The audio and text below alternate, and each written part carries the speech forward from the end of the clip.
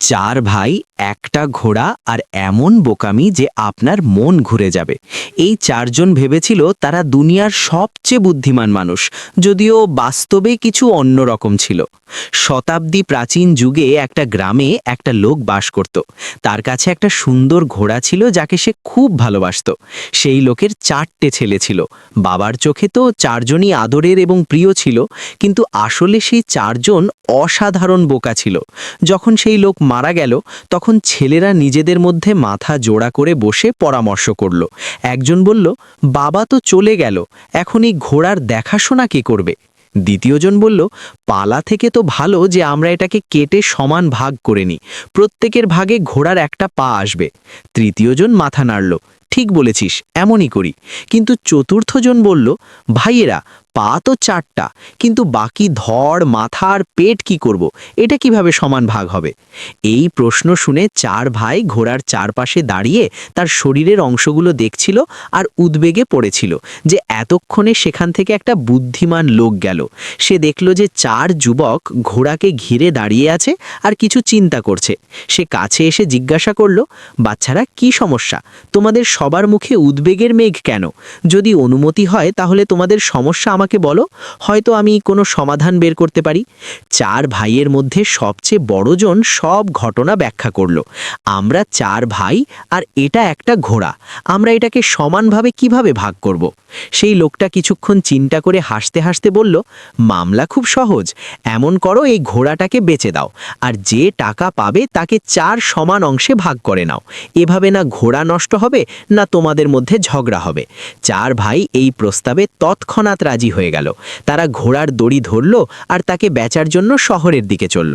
পথে একটা গভীর জঙ্গল এলো আর তাদের পৌঁছাতে পৌঁছাতে রাত হয়ে গেল। ক্লান্ত ভাইয়েরা সেখানে গাছের নিচে শিবির ফেলল আর গভীর ঘুমে ঘুমিয়ে পড়ল। সেই রাতের অন্ধকারে একটা চোর সেখান থেকে গেল। সে দেখল যে চার লোক অজান্তে ঘুমিয়ে আছে আর তাদের নাক ডাকার আওয়াজ আসছে। চোর আস্তে করে ঘোড়ার দিকে লাফ দিল, দড়ি খুলল আর নীরবে ঘোড়া নিয়ে অদৃশ্য হয়ে গেল। কিছুক্ষণ পর এক ভাইয়ের চোখ খুলল। তাহলে সে দেখল যে যেখানে ঘোড়া বাঁধা ছিল সেখানে খালি জায়গা পড়ে আছে। সে তৎক্ষণাৎ তার ভাইয়েরা জাগালো আর চিৎকার করল, উঠো, আমাদের ঘোড়া চুরি হয়ে গেছে। এক ভাই চোখ মলতে মলতে আর হাই তুলতে তুলতে বলল, ঘুমাও, রোজি খা নিয়ে গেছে, সকালে দেখব। সকাল হলো, তাহলে চার ভাই ঘোড়ার খোঁজ শুরু করল। পথে তাদের নজর মাটিতে কিছু চিহ্নের উপর পড়ল। এক ভাই বলল, দেখো, এটা তো উটের পায়ের চিহ্ন। দ্বিতীয়জন গভীরভাবে দেখে বলল, হ্যাঁ ভাই, এটা কোনো পুরুষ উটের চিহ্ন। তৃতীয়জন চিহ্নের ওপর ঝুঁকে বলল, আমার ধারণা এই উট এক চোখে অন্ধ। চতুর্থ তৎক্ষণাৎ বলল, আর এই দড়ি ছেড়ে পালিয়েছে।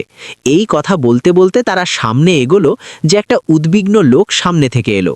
সে তাদের জিজ্ঞাসা করল, ভাইয়েরা, কোথাও পথে কোনো উট তো দেখনি? প্রথম ভাই তৎক্ষণাৎ উত্তর দিল, পুরুষ উট ছিল না। দ্বিতীয়জন বলল, আর এক চোখে অন্ধ? তৃতীয়জন বলল, দড়ি ছেলে পালিয়েছিল। সেই লোক অবাক হয়ে বলল, একদম ঠিক, তোমরা একদম সত্যি বলছো। এখন এটা বলো, আমার উট কোথায়? চার ভাই এক স্বরে বলল, আমরা তো উট দেখেছি তো। না? সেই লোক রাগ করে বলল, তোমাদের কাছে উটের এত বিস্তারিত তথ্য আছে আর তোমরা বলছো তোমরা দেখোনি? এটা কিভাবে সম্ভব? মনে হচ্ছে তোমরা আমার উট লুকিয়ে রেখেছ। চলো রাজার কাছে যাই, তিনি বিচার করবেন। চার ভাই আর উটওয়ালা লোক রাজার দরবারের দিকে চলল। পথে তাদের মাটিতে আরও কিছু চিহ্ন নজরে পড়ল। এক ভাই থামলো আর বলল, দেখো, এটা তো মেয়ের পায়ের চিহ্ন। দ্বিতীয়জন পর্যবেক্ষণ করল, হ্যাঁ, আর এই মেয়ে বাড়ি থেকে রাগ করে বেরিয়েছে। তৃতীয়জন চিহ্নের জায়গা দেখতে দেখতে বলল, ভাই, এটা তো অসুস্থ মনে হচ্ছে, অর্থাৎ এর এখানে প্রসব হতে চলেছে। ঠিক এই সময় আরেক লোক দৌড়াতে দৌড়াতে এলো আর জিজ্ঞাসা করতে লাগলো, ভাইয়েরা, কি পথে কোনো মেয়েকে দেখেছ? প্রথম ভাই তৎক্ষণাৎ বলল, সেই যে বাড়ি থেকে রাগ করে বেরিয়েছিল। দ্বিতীয়জন বলল, হ্যাঁ, আর অসুস্থও ছিল। তৃতীয়জন নিশ্চিত করল, রাতের সময় পালিয়েছিল। সেই লোক উত্তেজিত হয়ে বলল, হ্যাঁ, একদম সঠিক, সে আমার স্ত্রী। এখন এটা বলো, সে কোথায় গেছে? চার ভাই এক স্বরে বলল, আমরা তো তাকে দেখিনি, তুমি অন্য কোথাও খোঁজ করো। সেই লোক ভয় পেয়ে বলল, আমি তোমাদের উপর কিভাবে বিশ্বাস করব? তুমি তার প্রত্যেক কথা জানো, আর এখন বলছো যে তোমাদের কিছু জানা নেই। আমার স্ত্রী নিশ্চয়ই তোমাদের কাছে আছে। চার ভাই উত্তেজিত হয়ে উঠল। যদি তোমার আমাদের উপর সন্দেহ হয় আর বিশ্বাস না হয়, তাহলে আয়, আমাদের সাথে চলো, রাজার কাছে যাই, তিনি এই মামলার বিচার করবেন। এখন সেই লোকও তাদের সাথে চলল। চলতে চলতে তারা একটা শহরে পৌঁছালো। একটা গলিতে তারা একটা পথচারীকে জিজ্ঞাসা করল, ভাই, রোজি খানের বাড়ি কোথায়? সে পাশের বাড়ির দিকে ইশারা করল। ঠিক সেই সময় সেই বাড়ি থেকে একটা লোক বাইরে বেরোলো। ভাইরা জিজ্ঞাসা করল, তুমি কি রোজি খান? সেই লোক বলল, হ্যাঁ, আমিই রোজি খান। কি ব্যাপার? ভাই বলল, কাল রাতে তুমি আমাদের ঘোড়া নিয়ে গিয়েছিলে, এখন সেটা আমাদের ফিরিয়ে দাও। রোজি খান রেগে বলল, আমি আমার বাড়িতে আছি, তোমরা পাগল, বোকা, ভালো করে আমি তোমাদের ঘোড়া কিভাবে নিয়ে গেলাম? ভাইরা ধমক দিয়ে বলল, যদি তোমার অস্বীকার হয় তাহলে চলো রাজার কাছে। এখন এই সবাই রাজার দরবারে পৌঁছালো। রাজা তাদের দেখে জিজ্ঞাসা করল, তোমরা সবাই এখানে কেন হাজির হয়েছ? কি মামলা? উটওয়ালা বলল, মহারাজ, এই 4 জন আমার হারানো উটের প্রত্যেক বিস্তারিত তথ্য একদম ঠিক বলেছে, তবু বলছে যে আমরা তাকে দেখিনি। উট চুরি করা নিশ্চয়ই এরাই, আমাকে ন্যায় চাই। তারপর দ্বিতীয় লোক কাঁদতে লাগল, আমার স্ত্রী রাতে বাড়ি থেকে বেরিয়ে গেছে। এই লোকেরা তার সম্পর্কে একদম সঠিক তথ্য দিয়েছে, কিন্তু অস্বীকার করছে যে আমরা তাকে দেখিনি। আমার স্ত্রীকে তুলে নিয়ে যাওয়া এই 4 জন। রাজা 4 ভাইয়ের দিকে তাকিয়ে জিজ্ঞাসা করল, তোমরা তোমাদের সাফাই কি বলো? ভাইয়ের মধ্যে একজন বলল, মহারাজ, রাতে রোজি খান আমাদের ঘোড়া চুরি করেছে। রোজি খান তৎক্ষণাৎ অস্বীকার করল, মহারাজ, আমার এই ব্যাপারে একদম জানা নেই, এই লোকেরা বিনা কারণে আমার ওপর অভিযোগ লাগাচ্ছে। রাজা ভাইয়েরা জিজ্ঞাসা করল, যখন রোজি খান ঘোড়া চুরি করে নিয়ে যাচ্ছিল, তাহলে তোমাদের মধ্যে কেউ তাকে দেখেছে? ভাই বলল, মহারাজ, আমাদের মধ্যে কেউ তাকে দেখেনি। রাজা অবাক হয়ে বলল, যখন তোমরা তাকে দেখোনি, তাহলে তার ওপর মিথ্যা অভিযোগ কেন লাগাচ্ছ? আর যে এই অন্য লোকেরা তোমাদের ওপর চুরি আর অপহরণের অভিযোগ লাগাচ্ছে, তার সাফায়ে তোমরা কি বলো? ভাইয়েরা অসহায়ভাবে উত্তর দিল, মহারাজ, এই লোকেরা আমাদের ওপর অভিযোগ লাগাচ্ছে। 4 ভাই রাজাকে বলল, মহারাজ, আমরা কোনো অপরাধ করিনি, আসলে আমরা অদৃশ্য জ্ঞান জানি। আমাদের যা কিছু জানা হয় তা এই জ্ঞানের কারণে হয়। রাজা বলল, যদি এমন হয় তাহলে আমি তোমাদের পরীক্ষা নেব। যদি তোমরা সঠিকভাবে বলো তাহলে আমি মেনে নেব যে তোমরা সত্যিই অদৃশ্য জ্ঞান রাখো। রাজা একটা আনার আনল, তাকে একটা সিন্দুকে রাখল, আর ভাইয়েরা জিজ্ঞাসা করল, বলো, এই সিন্দুকের ভিতরে কি আছে? 4 ভাই একে অপরের দিকে তাকাতে লাগল। বড় ভাই অনুমান করে বলল, কোনো গোল গোল জিনিস। দ্বিতীয় ভাই বলল, হ্যাঁ, আর তার মাথায় কোনো ছোট মুকুটও আছে। তৃতীয় জন চুপ ছিল, কিন্তু চতুর্থ ভাই হঠাৎ চিৎকার করে বলল, কেন বলছো না যে সিন্দুকে আনার আছে? রাজাকে বিশ্বাস হয়ে গেল যে এই ভাইয়েরা সত্যিই অদৃশ্য জ্ঞান রাখে। সে রোজি খানকে আদেশ দিল, এদের ঘোড়া ফিরিয়ে দাও বা তার মূল্য পরিশোধ করো। আর বাকি লোকদের বলল, যাও, তোমরা তোমাদের উট আর স্ত্রী নিজে খোঁজ করো। ভাইয়েরা রোজি খান থেকে ঘোড়ার মূল্য আদায় করল, আর শহরের বাজার থেকে সেই টাকায় কিছু ভেড়া আর ছাগল কিনে নিল। তারা অত্যন্ত গর্বের সাথে তাদের গ্রামের দিকে রওনা হলো। পথে একটা ঘন জঙ্গল এলো, যেখানে গাছের ঘন ছায়া আর ঠান্ডা হাওয়া তাদের ঘুমের দিকে টেনে নিল। তারা সবাই ক্লান্ত ছিল, তাই একটা বড় গাছের নিচে শুয়ে ঘুমিয়ে পড়ল। কিছুক্ষণ পর এক ভাইয়ের চোখ খুলল, তাহলে সে অবাক হয়ে দেখল যে ছাগলের একটা বাচ্চা গাছে চড়ে আছে, আর ভেড়ারা তাদের মুখ নাড়াতে নাড়াতে একে অপরের সাথে যেন পরামর্শ করছে। সে তৎক্ষণাৎ তার ভাইয়েরা জাগাতে লাগলো আর ভয় পেয়ে বলল, উঠো উঠো, ছাগলেরা লাঠি ভাঙছে আর ভেড়ারা আমাদের মারার পরিকল্পনা করছে। বাকি ভাইয়েরা হড়বড় করে উঠে বসল আর বিনা চিন্তায় সেখান থেকে পালিয়ে গেল। তারা ভেড়া ছাগলগুলো সেখানে ছেড়ে দিল। দৌড়াতে দৌড়াতে একটা ভেড়া তাদের পিছনে পিছনে আসতে লাগলো। এক ভাই পিছনে ঘুরে দেখল, পাথর তুলল আর সেই ভেড়ার ওপর ছুঁড়ে মারল। একটাকে তো মারলাম, বাকি বাঁচাও তোমাদের যান। তারপর তারা অনেক দূর গিয়ে থামল। যখন তাদের শ্বাস স্বাভাবিক হলো, তাহলে একজন বলল, জোরা গণনা করো, আমরা সবাই আছি কিনা। এক ভাই গণনা শুরু করল, 1, 2, 3। আরে, চতুর্থ কোথায় গেল? সে প্রত্যেকবার অন্য 3 ভাইকে গুনে আর নিজেকে ভুলে যেত। পর্যায়ক্রমে সবাই গণনা করল, আর সবাইকে মনে হলো যে তাদের এক ভাই হারিয়ে গেছে। এতক্ষণে একটা ঘোড়সাওয়ার সেখান থেকে যাচ্ছিল। সে তাদের কথা শুনল, তাহলে হেসে জিজ্ঞাসা করল, যদি আমি তোমাদের গণনা সম্পূর্ণ করে দিই তাহলে আমাকে কি পুরস্কার মিলবে? ভাইয়েরা উত্তর দিল, আমরা তোমার দাস হয়ে যাব। ঘোড়সাওয়ার প্রত্যেক ভাইয়ের হাত ধরে গণনা করল, 1, 2, 3, 4। 4 ভাই অবাক হয়ে গেল আর খুশিতে চিৎকার করে উঠল, ওয়াহ, সত্যিই তুমি বুদ্ধিমান, আমরা এখন তোমার দাস। ঘোড়সাওয়ার তাদের তার বাড়িতে নিয়ে এলো আর প্রত্যেককে আলাদা আলাদা কাজ দিল। একজনকে বলল, তুমি আমার মায়ের সেবা করো, খেয়াল রাখো তাদের ওপর মাছিও যেন না বসুক। দ্বিতীয় জনকে আদেশ দিল, আমার গরুকে খাওয়াও। তৃতীয় জনকে ফসল কাটার কাজ দিল, আর চতুর্থজনকে ভেড়া ছাগলের তত্ত্বাবধান দিল। যে ভাইকে মায়ের সেবা দেওয়া হয়েছিল সে মাছি ওড়ানোর জন্য একটা লাঠি নিয়ে বসল। যখনই মায়ের ওপর মাছি আসত সে জোরে লাঠি মারত, বুড়ি ব্যথায় চিৎকার করত, কিন্তু সেই ভাই স্থির বসেছিল। কয়েকবার লাঠি পড়ার পর সে বেচারি জান হারালো। যখন সে একদম চুপ হয়ে গেল তাহলে ভাই ভাবল সে ঘুমাচ্ছে, আর তার উপর চাদর ঢেকে একপাশে বসল। গরুওয়ালা ভাই ভাবল যে পশুদের রোজ খাওয়ানো খুব কঠিন কাজ। সে গরুগুলোকে জবাই করে তাদের মাথা খড়ে চাপা দিল যাতে তারা নিজেরাই খেয়ে যায়। ফসলওয়ালা ভাই ভাবল যে গম কাটা আর পরিষ্কার করা খুব লম্বা কাজ।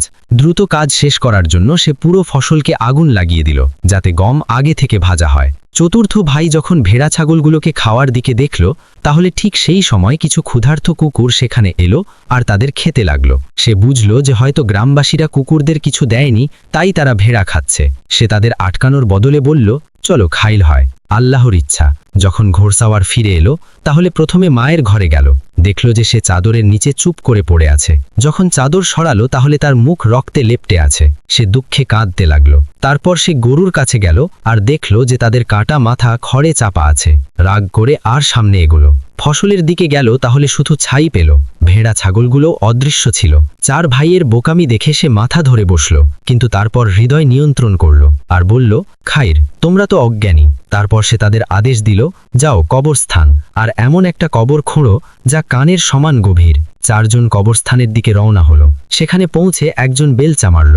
দ্বিতীয় ভাই তার কান সেই গর্তে রাখল আর বলতে লাগলো, এই কবর তো কানের থেকে বড় হয়ে গেছে। তারা ভাবল যে ঘোড়সাওয়ার আগে থেকেই তাদের থেকে রাগী, আর যদি কবর বড় হয়ে যায় তাহলে সে আরো বেশি রাগ করবে। তাই তারা সেই ছোট গর্ত ছেড়ে দিল আর এই ভেবে বাড়ি ফিরে এলো যে কবর তৈরি হয়ে গেছে। ঘোড়সওয়ার অবাক হলো যে এই লোকেরা এত তাড়াতাড়ি ফিরে এসেছে কিভাবে। সে জিজ্ঞাসা করল, কি তোমরা কবর খুঁড়ে দিয়েছ বা এমনি ফিরে এসেছ? ভাই বলল, জনাব, এটা কোনো কঠিন কাজ নয়, আমরা তো কবর খুঁড়ে এসেছি। ঘোড়সওয়ার বলল, এই কাজে তো অনেক সময় লাগে, জানি না তোমরা এত তাড়াতাড়ি কবর কিভাবে খুঁড়লে। চলো আমার সাথে, আমাকে দেখাও। যখন তারা সবাই আবার কবরস্থানে পৌঁছাল তাহলে কবর খুঁজতে লাগলো, কিন্তু সেটা কোথাও নজরে পড়ল না। খুঁজতে খুঁজতে অনেক সময় লাগলো। অবশেষে এক ভাই বলল, জনাব, এটা দেখুন, এই কানের সমান কবর। ঘোড়সওয়ার অবাক হয়ে বলল, এ বুড়ো, আমি কানের দিকে ইশারা করে গভীরতা বলেছিলাম, এটা তো শুধু এক মুঠো গর্ত। তারপর সে চার ভাইকে আদেশ দিল, যাও আমার মায়ের লাশ নিয়ে আয়, আমি নিজে তার জন্য কবর খুঁড়ব। চার ভাই তৎক্ষণাৎ রওনা হলো আর মৃত বুড়িকে খাটে দেখে দৌড়াতে দৌড়াতে কবরস্থানের দিকে চলল। কিন্তু পথে কোথাও সেই বুড়ি খাট থেকে পড়ে গেল আর এই বোকাদের খবর পর্যন্ত হলো না। যখন কবরস্থানে পৌঁছে তারা খাট রাখল তাহলে একে অপরের মুখ তাকাতে লাগল। ঘোড়সওয়ার অবাক হয়ে জিজ্ঞাসা করল, আমার মা কোথায়? তারা হতভম্ব হয়ে উত্তর দিল, জনাব, আমরা লাশ নিয়েই তো আসছিলাম, কিন্তু সে পথে কোথাও পালিয়ে গেছে। এখন আমরা এখানে পৌঁছেছি আর দেখলাম যে খাট খালি। ঘোড়সওয়ারের মাথা ঠকঠক করল। এটা কিভাবে সম্ভব যে একটা মৃত পালাতে পারে? তারপর সে রাগ করে বলল, যাও আমার মাকে যেভাবেই হোক খুঁজে নিয়ে আয়, না হলে তার জায়গায় তোমাদের চারজনকে এখানে দাফন করব। চার ভাই তৎক্ষণাৎ আবার খোঁজে বেরোলো। এখনও কিছু দূর গিয়েছিল যে তাদের একটা বুড়ি কাঠ কুড়াতে নজরে পড়ল। তারা তৎক্ষণাৎ তার উপর অভিযোগ ধরল, তুমি এখানে কাঠ কুড়াচ্ছ আর ওদিকে তোমার ছেলে আমাদের জীবিত দাফন করার ধুমকি দিচ্ছে। তারপর বিনা চিন্তায় চার ভাই সেই নির্দোষ বুড়িকে জোর করে ধরল আর খাটে শুইয়ে দিল। সে বেচারি চিৎকার করতে করতে থাকল, তার হাত পা মারতে থাকল, কিন্তু কেউ শুনল না। তারা তাকে নিয়ে সোজা কবরস্থানে পৌঁছাল আর ঘোড়সওয়ারকে বলতে লাগল, এই নাও তোমার মা, এখন তাকে সামলাও, আমরা তো বিনামূল্যে বদনাম হচ্ছি, এটাও আসার নাম নিচ্ছে না, তাহলে আমরা তাকে জোর করে তুলে এনেছি। ঘোড়সওয়ার যখন সেই বুড়িকে দেখল তাহলে অবাক হয়ে গেল। সেই মহিলা খুব খারাপভাবে কাঁদছিল আর ভয় পেয়েছিল। ঘোড়সওয়ার তৎক্ষণাৎ বুঝে গেল যে মামলা কি। সে সেই নির্দোষ মহিলার কাছে ক্ষমা চাইল আর বলল, এই অজ্ঞানীরা আমার মায়ের লাশ কোথাও হারিয়ে দিয়েছে আর তোমাকে তুলে এনেছে, আমি তোমার কাছে হৃদয় থেকে ক্ষমা চাই। তারপর সে নিজে বেরোলো আর কিছুক্ষণ খোঁজের পর তার মায়ের আসল লাশ খুঁজে আনল। তাকে সম্মান আর শ্রদ্ধার সাথে দাফন করা হলো। আজকের এই কাহিনীর কেন্দ্রীয় বার্তা এটা যে বোকামি জ্ঞানের দাবি থেকে বেশি বিপজ্জনক নয়, বরং জ্ঞান ছাড়া দাবি করা সবচেয়ে বড় বোকামি। জ্ঞানের সত্যিকারের পরিচয় এটা নয় যে আপনি কতটা জানেন, বরং এটা যে আপনি যা জানেন তাকে কিভাবে ব্যবহার করেন আর যা জানেন না তাকে কিভাবে স্বীকার করেন। প্রিয় বন্ধুরা, আপনাদের আমাদের আজকের কাহিনী কেমন লাগলো? দয়া করে কমেন্টস বক্সে আপনার মতামত প্রকাশ করুন। আপনার মতামত আমাদের আরও ভালো কাহিনী আনার উৎসাহ দেয়। আর হ্যাঁ, আমাদের চ্যানেল দিলকুশ কাহানি সাবস্ক্রাইব করতে ভুলবেন না, সাথে ঘন্টার বোতামও চাপুন, যাতে আপনাকে এমন প্রাচীন, আকর্ষণীয় আর শিক্ষামূলক কাহিনী পেতে থাকেন। চ্যানেল দিলকুশ কাহানির সাথে যুক্ত থাকুন। আপনাদের সবার খুব খুব ধন্যবাদ আর অনেক অনেক ভালোবাসা।